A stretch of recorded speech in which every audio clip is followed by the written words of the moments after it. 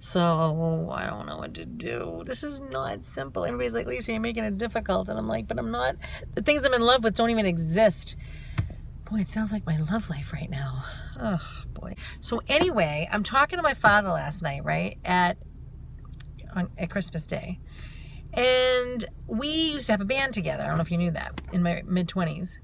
And we sang, you know that song, When You Wish Upon a Star? Disney plays it a lot. Well, we played like a 1950s version of it. Kind of nasally sounding. And I used to sing that song to Seth in the hospital when he was a baby, when he was just born. So my father says, here, Lisa, I'm going to let you hear a song, and it's right on, okay? So I listened to it. I'm like, oh my gosh, it's When You Wish Upon a Star. I know this. We used to sing it. Well, I tell you right now, it is way different than what I ever heard before. When you're going through something versus not going through something and you hear a song, it doesn't even have the same effect whatsoever, okay? Like, at all. So, I love my father. So instead of wishing upon a star, of course, we would be praying to God, right? But I love the words because it goes, when you wish upon a star, makes no difference who you are. Anything your heart desires will come to you. If your heart is in your dreams, no request is too extreme. When you wish upon a star, as dreamers do, right? Sounds like God and us. Fate is kind. She brings to those who love the sweet fulfillment of the secret longing. Like a bolt out of the blue, fate steps in and sees you through. When you wish upon a star, as dreamers do. That is exactly right, right? Oh my gosh, I love it. Gosh, do I need that. I miss Mr. Frye so bad that I actually say, am I going to make it? Okay? And I don't mean like kill myself. Of course not. What I mean is, how? The grace of God has to overpower me to the max. Now, am I saying, who is Max? Why do I keep saying that? Who is he? I don't know. Imagine if I end up marrying a guy named Max. Then I'll know why I kept saying that. But, oh, it's like, am I concerned? Like, all right, so you know when, like, people will be married for, like, 60 years and then one dies and the other one goes, like, 6 months later? If that does happen to me, this is not a problem. This is okay. I cannot, I mean, there was a time in Mr. Frye's relationship with me that we broke up for about 7 months to a year. And I literally did not think that I was going to be able to live. Like my lungs, right? So he took one half and I have the other half, and therefore I could breathe. But when we were broken up, oh my gosh, I'm not even kidding you. It was very hard to breathe. And that's how it feels now. Except way. I'm sorry. I don't see how I'm supposed to, oh my gosh. It's so hard. I am trying to, it's easy to have like feelings for someone else, but not easy like, oh, I can just do that, just turn it on and off any which way. No, of course not. What I mean is, I did find a person that I could move on with. And the thing is, though, that when you are a widow, and I would imagine the same thing with a widower, if it's right away that you happen to have feelings, then it's like a no-no. It's like you're like cursed in all of that, you know? Like people tell you what you should be doing. Well, no, you can't move on. You just lost your husband. Okay, yes, I did. But you know, you do realize that I do have a brain, right? Do you realize that I have a brain? And do you realize that I have feelings? Oh, yes, I have both. Can you believe it? Just like you. So it's a no-brainer that I am going, if they're thinking I am going to get over, or even just manage, my feelings for Mr. Frye as though they are going to like just end. It's never going to. It will never. I will be 100 years old and I will always and forever. That's why whoever, if I ever end up with anybody, they just have to be the biggest man to understand that I will always I will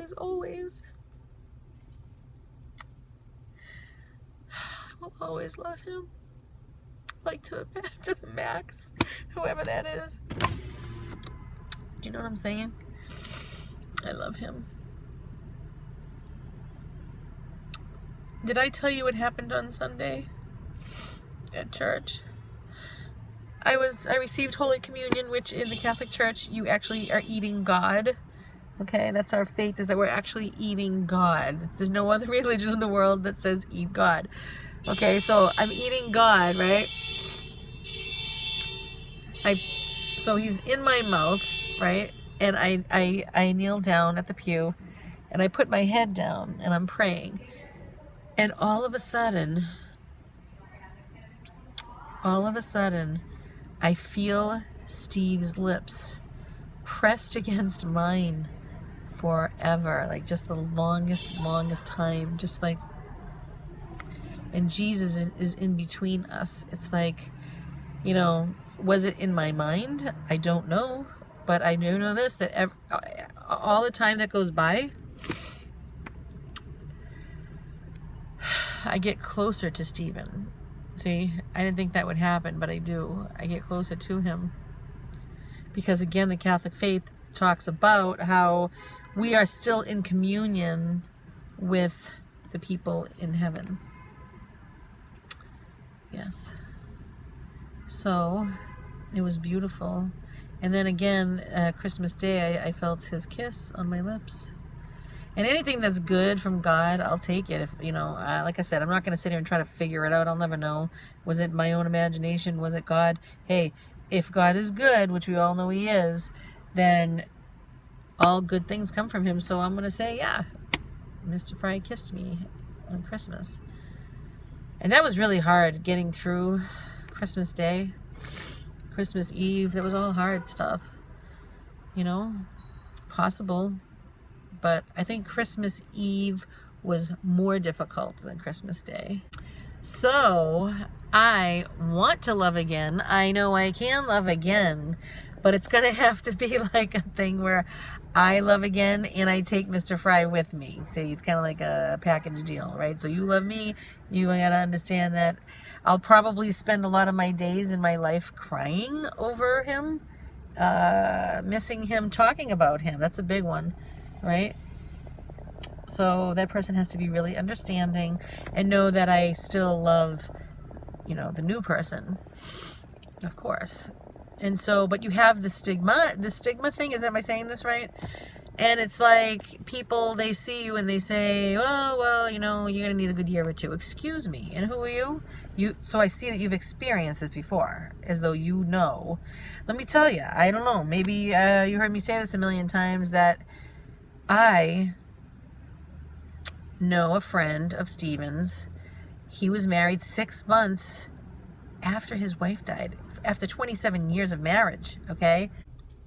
You know, and it's crazy too, because you might have your eye on somebody and, you know, your head gets filled with them and you really enjoy them, but it's like a joke, you know? It's like, oh no, your feelings can't be taken seriously because You don't know what you're talking about. Your husband just died. And it's like, look, I get it, he died. I get it. You think I get it? I mean, I really don't get it, but I get it.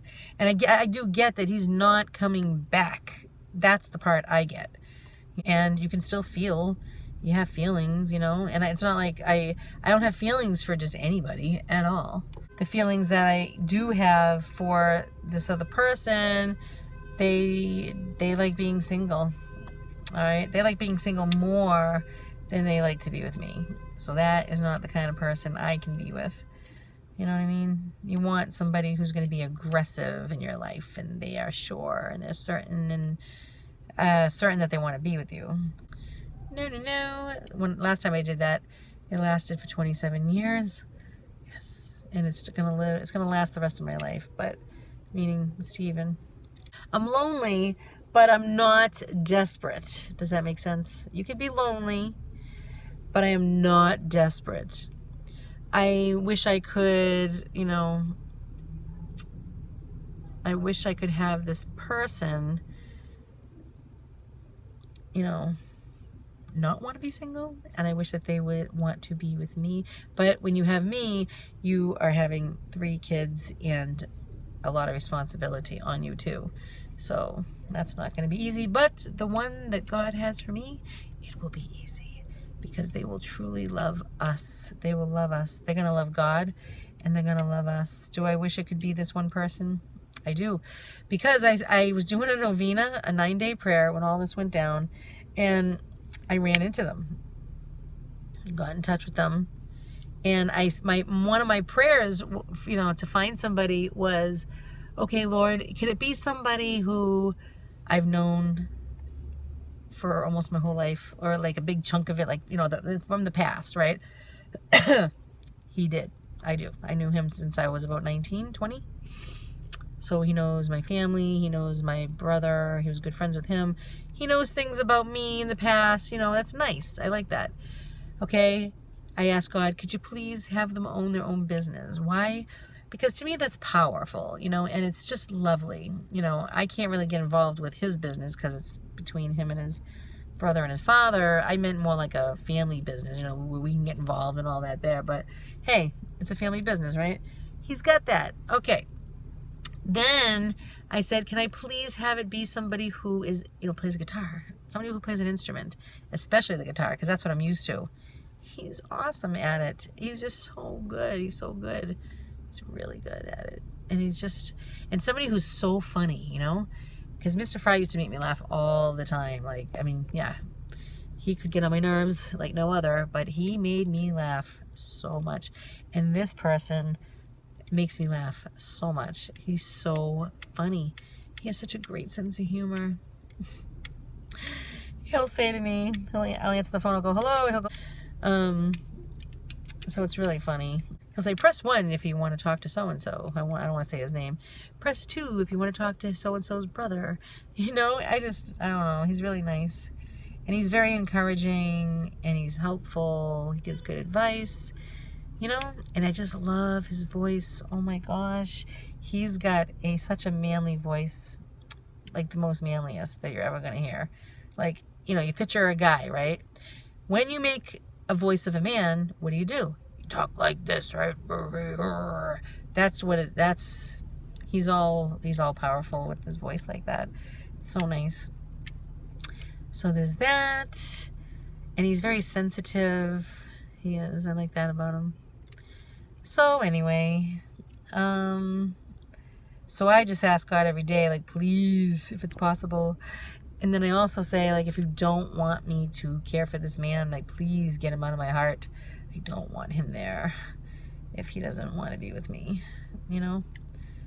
So, all right.